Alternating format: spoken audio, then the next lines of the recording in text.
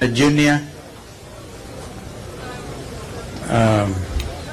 the clergy who have come in such large numbers, my brother Senator and Governor of Siaya, my learned brother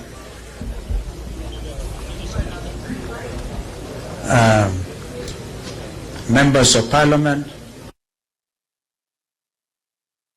Jim Orengo knows, amongst a few other people, the struggle our brother Raila Odinga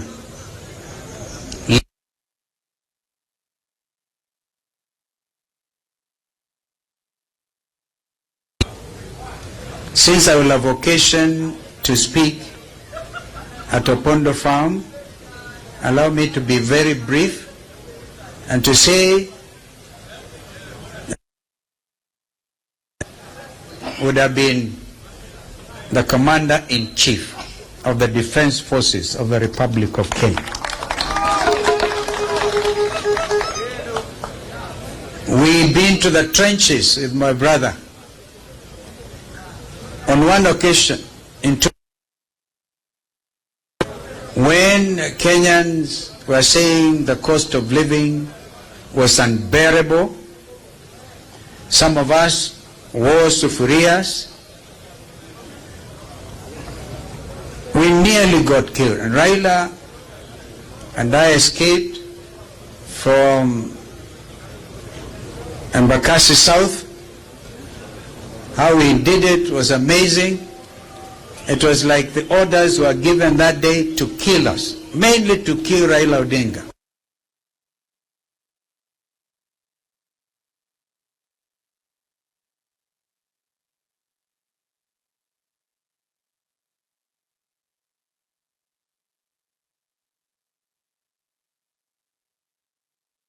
After we removed the sweat and all, and he told me, I want to show you something. We went.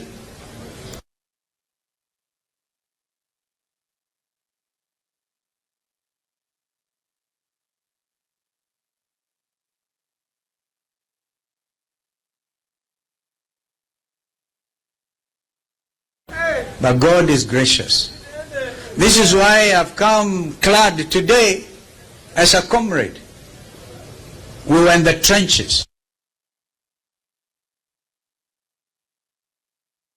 Know that when it comes to bad governance, we will continue to resist.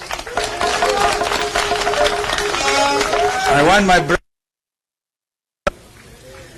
They called him names.